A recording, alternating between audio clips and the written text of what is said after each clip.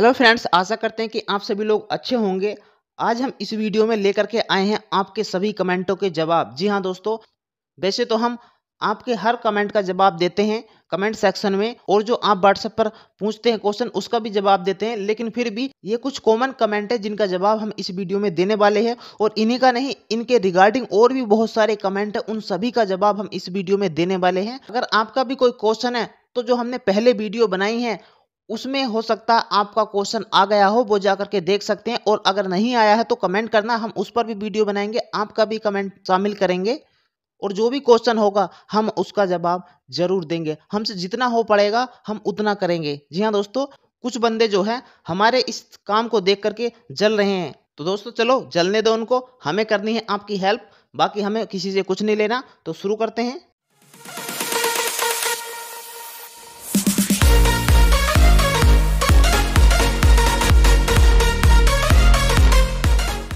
पहला जो है, इस पर सबसे ज़्यादा बच्चों के अभी भी कमेंट आ रहे हैं। इस पर हम पहले कई वीडियो में बता चुके हैं कि कैंडिडेट के नाम में, फादर के नाम में, हस्बैंड के नाम में या मदर के नाम में किसी में भी कोई गलती है तो क्या हमें एफिडेविट बनवाना पड़ेगा या हमारा फॉर्म रिजेक्ट हो जाएगा अगर हमने एफिडेविट बनवा भी लिया है तो। जिनका डीबी हो चुका है वो भी ये क्वेश्चन कर रहे हैं अब, और जिनका नहीं हुआ वो तो कर ही रहे हैं। तो मैं इसमें बताना चाहूँगा कि अगर आपके नाम में, मैंने पहले भी बताया, कोई स्पेलिंग मिस्टेक है, मान लो ई की जगह ए हो गया, ठीक है, ओ की जगह बी हो गया, मतलब कोई स्पेलिंग मिस्टेक हो रही है तो उसमें आपको एफिडेविट की जरूरत नहीं पड़ने वाली है। या आपके नाम में कुमारी लगा है और किसी डॉक्यूमेंट में कुमारी नहीं लगा है, मान लो हाई स्कूल में लगा था, आगे इंटर में नहीं लगा है या आधार कार्ड में नहीं लगा, तो उससे फर्क नहीं पड़ने का। तो कुमारी से कोई फर्क नहीं पड़ेगा, और ना ही कोई स्पेलिंग मिस्टेक है तो उससे कोई फर्क पड़ने वाला है। हाँ, अगर आपके नाम में कुछ बिग मिस्टेक है, जैसे क्या कोई नाम ही चेंज है, जैसे कि किसी का नाम रीना है और उसका नाम मीना हो गया, तो पूरा चेंज हो गया ना। तो ऐसे में आपको एफिडेविट की जरूरत पड़ने वाली है। और अगर आपको थोड़ा सा भी कोई डाउट लगता है तो आप एफिडेविट बनवा लो, क्योंकि ज़्यादा का नहीं बनेगा, 100 से 150 रुपए का आपका एफिडेविट बन जाता है। अगर इतने से आपकी सेफ्टी रहती है तो क्या दिक्कत है, बनवा लो। अब इसमें पूछने वाली बात नहीं है कि हम बनवाएं या ना बनवाएं। अगर आपको डाउट लगता, थोड़ा सा भी डाउट लगता, तो बनवा लो, क्या दिक्कत है। अगर नहीं लेंगे तो वापिस ही तो आ जाएगा बस।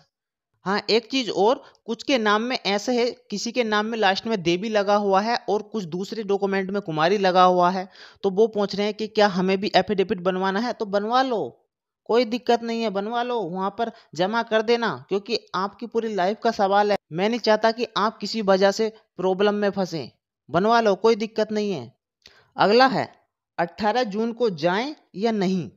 मतलब कि जिनका पहले ही डीबी हो चुका है, जिनका नहीं हुआ उनकी बात तो अलग है। जिनका पहले ही डीबी हो चुका है वो बोल रहे हैं कि हमारे फोटो नहीं लिए, एफिडेविट नहीं लिया, मतलब एफिडेविट की कॉपी जमा कर दी हमने गलती से, फोटो कॉपी, ओरिजिनल जमा नहीं किया, क्योंकि एफिडेविट ओरिजिनल लगता है, ये ध्यान रखना।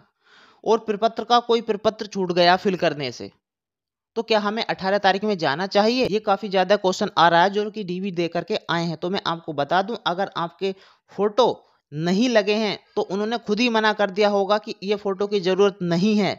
तो फोटो अगर उन्होंने खुद ही नहीं लिए हैं तो आपको कोई जरूरत नहीं है जाने की, क्योंकि उन्होंने खुद ही मना किया है कि फोटो की जरूरत नहीं है। और वैसे फोटो ऑप्शनल है, जो डीबी लेटर था उसमें लिखा हुआ तो बहुत कुछ था, लेकिन वो केवल जो जरूरी चीजें हैं वो ही ले रहे हैं।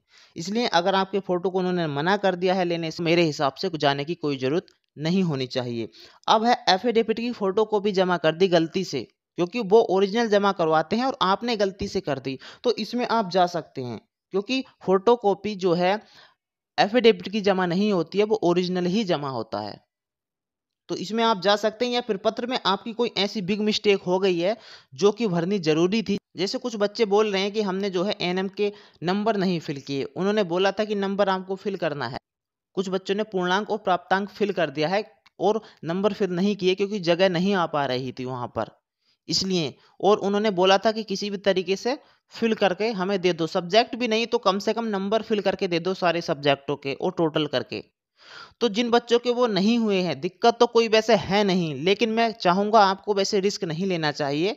अगर आप जाना चाहते हैं तो 18 तारीख में चले जाइए, या 18 तारीख में भी नहीं जाना चाहते तो आप आयोग से संपर्क कीजिए, कॉल के माध्यम से, ईमेल के माध्यम से, या कोई वहाँ पर जा रहा हो उससे पता करवाइए कि ये प्रॉब्लम हो गई है। आपका कोई रिलेटिव जा रहा हो डीबी देने या फिर आयोग जा रहा हो तो उससे पता करवाइए कि ये प्रॉब्लम हो गई, क्या हम आ सकते हैं। तो अगर वो आयोग में कह देते हैं तो चले जाना, आपको रिस्क नहीं लेना है, बिल्कुल भी रिस्क नहीं लेना है, ठीक है। अगर आपका कोई प्रमाण पत्र क्रमांक या कुछ अदर भरने में कुछ छोटी मोटी गलती हो गई है तो उसका इतना जरूरी नहीं है, लेकिन हाँ जो उन्होंने कहा था कि इसको भरना जरूरी है, जैसे एनएम के मार्क्स वगैरह, तो वो चीज जरूरी है। जो उन्होंने बोला है कि इसको फिल करना जरूरी है, तो उससे रिगार्डिंग अगर कोई भी प्रॉब्लम है तो आप 18 तारीख में चले जाइए। जिनका डीबी 17 और 18 जून को है उनका नुकसान हुआ है। मतलब इसमें कैसा नुकसान हुआ है? इसमें नुकसान ये हुआ है, आपका 18 तारीख में फर्स्ट शिफ्ट में डीबी है और आपके डॉक्यूमेंट में कुछ कमी निकली, तो आप जो हो अगला समय आपको जो है एक्स्ट्रा समय नहीं मिल पाएगा, क्योंकि उसी दिन आपको जमा करना है लास्ट तक। लेकिन जिनका पहले हो चुका है, 9-10 जून को हो चुका है डीबी, तो उन्हें काफ़ी समय मिल गया, अपने डॉक्यूमेंट में करेक्शन करा सकते हैं, बाद में जमा कर सकते हैं 18 तारीख में। और 17 तारीख वालों को भी अगले दिन ही जमा करना होगा, इतनी जल्दी से अगर कोई उनके फॉर्म में या डॉक्यूमेंट में दिक्कत आ गई तो इसलिए नुकसान है, बाकी कोई ऐसा कोई नुकसान नहीं है उनमें। वो तो नॉर्मल है, कोई ना कोई तो आना ही था, 17-18 में लास्ट में कोई ना कोई तो बच्चे आने ही थे, तो उसमें कोई ऐसे बड़ा इशू नहीं है। फोटो नहीं लिए 18 को दे आए, ये सबसे ज़्यादा बच्चों का क्वेश्चन आ रहा है कि हमारे फोटो नहीं लिए, क्या हमें 18 तारीख को जाना चाहिए, हम 18 को जाकर के दे आएँ? तो मैं पहले भी बता चुका हूँ कि अगर उन्होंने खुद बोला है कि फ़ोटो की ज़रूरत नहीं है और मना कर दिया लेने से, तो आपको जाने का कोई फ़ायदा नहीं होगा, क्योंकि उन्होंने खुद ही बोला है, ऑप्शनल है। लेकिन अगर आप फिर भी जाना चाहते हैं तो जा सकते हैं, मैं मना नहीं करूँगा, क्योंकि मेरी वजह से मैं नहीं चाहता कि किसी को कोई प्रॉब्लम हो। लेकिन मैं इतना बता रहा हूँ कि जब उन्होंने खुद मना कर दिया तो कोई दिक्कत ही नहीं है। अगर आपकी गलती की वजह से कोई चीज़ रहती है, उन्होंने मना नहीं किया था लेकिन आपकी कमी से रह गई, तो आपको जाना चाहिए। कास्ट सर्टिफिकेट, इसमें भी बच्चों का कन्फ्यूजन अभी तक दूर नहीं हो पा रहा है डीबी देने के बाद भी, कि फादर और हस्बैंड का दोनों ले लिए, क्या हमारा फॉर्म तो रिजेक्ट नहीं होगा? तो मैं इसमें बताना चाहूँगा, आपके फादर का जो है ओल्ड होगा, पुराना, जो कि इंटरनेट पर नहीं है, और आपने हस्बैंड का बनवाया न्यू। तो ऐसी कंडीशन में वो दोनों ले रहे हैं, वो मना नहीं कर रहे कुछ भी, अगर आप देना चाह रहे हैं तो ले रहे हैं। अब बात आती है कि क्या ये मान्य होंगे? तो मैं इसमें बताऊंगा कि अगर वो दोनों जमा कर रहे हैं तो वो केवल जमा कर रहे हैं, बाकी जो डिसीजन होगा वो आयोग का होगा, क्योंकि उन्होंने पहले ही नोटिस में अपने बताया है कि जो लास्ट डेट थी फॉर्म की, उससे पहले पहले फादर पक्ष का होना चाहिए, पिता पक्ष का होना चाहिए, हस्बैंड पक्ष का मान्य नहीं होगा, क्लियर कट लिखा हुआ है उसमें, तो मानेंगे नहीं।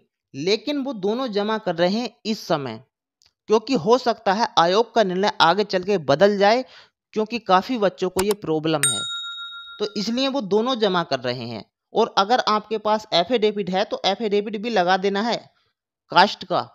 इस प्रकार की कंडीशन है कि पिता पक्ष का बहुत पुराना है आपका सर्टिफिकेट, और जो है हस्बैंड पक्ष का न्यू बनवाया है जो कि लास्ट डेट के बाद का है। इतना बता दूंगा कि आपको उसकी वजह से डीबी से बाहर नहीं किया जाएगा। हाँ, बस इतना है कि कास्ट आपकी नहीं मानी जाए, हो सकता है जनरल में काउंट कर लिया जाए बस। लेकिन आपका ऐसा नहीं होगा कि आपको बिल्कुल ही बाहर कर दिया जाए, ठीक है।